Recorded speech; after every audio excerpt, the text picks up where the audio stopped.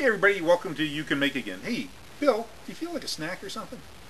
Oh, it's scones. That'd be good. That's what we should do today, is make some scones. Such good acting. I know. Acting! We decided to have a treat and a great snack, so we're going to have scones. We've got, to start to make our scones, 2 1/4 cups of just plain all-purpose flour. We're going to use 3 teaspoons of baking powder, a 1/4 of a cup of butter, or you can use margarine, but butter's better, a teaspoon of salt, a 1/4 cup of sugar, an egg, and a little over 1/2 cup of milk, and an electric frying pan with kind of grease with a bit of margarine. You start by putting all the dry ingredients in a bowl, so the 2 1/4 cups flour, the 3 teaspoons of baking powder,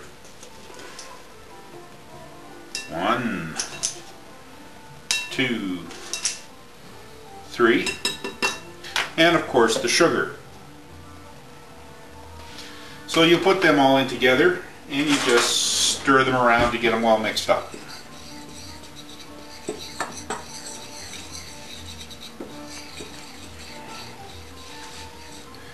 And then we're going to do what's called cutting in the butter, which involves using something called a pastry blender. That's a pastry blender. You can use 2 knives if you don't have one, but a pastry blender makes it a lot easier. Just dump it's better if it's cold, so just put the butter in, and then just use the pastry blender and you mash it all around until it's cut up in little pieces. If you don't have a pastry blender, you just got to do this, but it'll take you a long time because you got to cut up all of that margarine or butter into small shapes. It's much easier with the right tool, which is the pastry blender. Once you've got it so it looks sort of like a bit of oatmeal or some smaller pieces, so all the butter's just in little pieces like that, you can knock that out and knock the butter off of this, and it's time to add your liquid ingredients. And you do that by making a well in the center of it, pulling all the stuff up to the edges, and you crack your egg in there.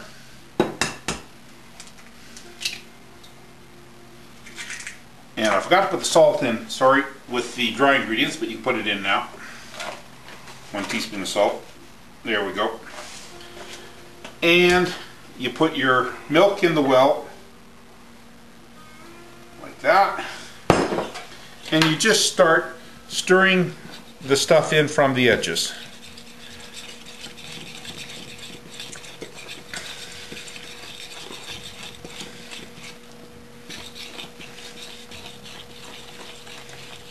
And you see how it starts to make a dough.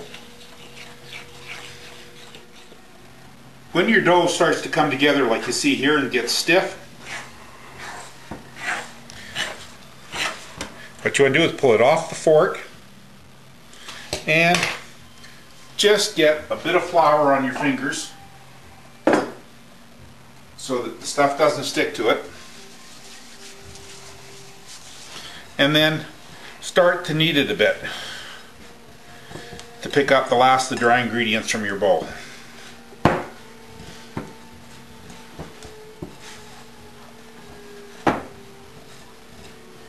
When you've picked up all of the dry ingredients from the bottom of the bowl, you're just going to take it out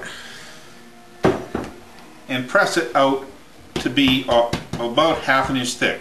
You see how it starts to stick a bit there? That's because if it does do that, just sprinkle a bit of flour down first and it won't stick so much. So, press it out to no more than 1/2 inch thick. You want it quite thin.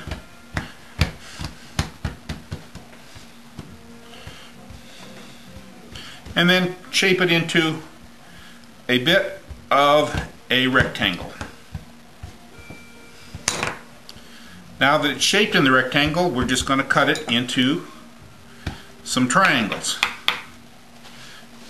by cutting sections like that.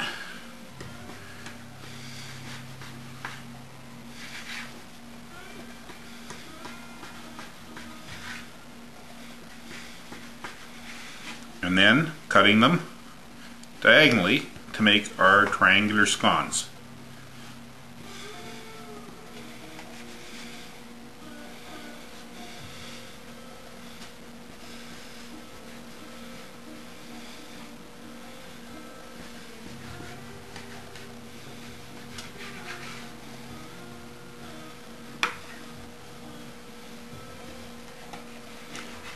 And there you go, triangular scones. We're going to throw about a teaspoon or even up to a tablespoon of butter or margarine into a large fry pan. You can use a smaller one and do them in batches if you want, but it's just faster to do it in a big one. And this has been preheated to 375, but if you do it over medium to medium high heat and the one on your burner, it'll work fine too. Now that we've got our griddle to 375 with a nice bunch of margarine in there, we're just going to drop the triangles into it.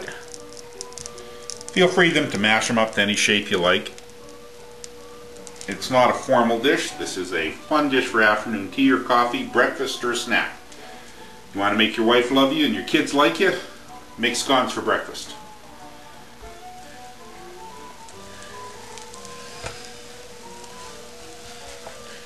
They look like they're getting a bit thicker than half an inch, just press them down. They get over half an inch, they don't cook well.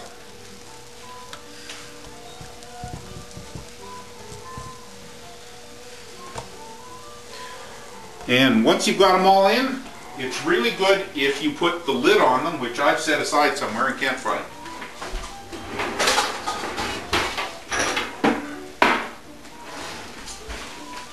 There we go. Just put a lid on them. Now let them sit for 5-6 minutes. Particularly if you're doing it on the stove, after 5 minutes, you want to take a look at one of them to make sure they're not over browning. Oh, that one's just perfect. It's golden, but it can take a bit more. You want to try and get to 7 minutes aside if you can. So we're going to give it 2 more minutes because they're not over browning. 7 minutes have gone by, so unless they've been over browned, you turn them earlier. Now it's when you turn your scones. You look at that nice golden brown color. That's exactly what you want. Couldn't ask for anything better. And you turn them all over. And they're going to get checked at 5 minutes again, and try to get to 7 minutes without over browning them on the other side. So 5 minutes have gone by, and once again we're going to check just to see if they've over browned, or they need to. Yeah, these are already brown enough, so they're not going to get the last 2 minutes.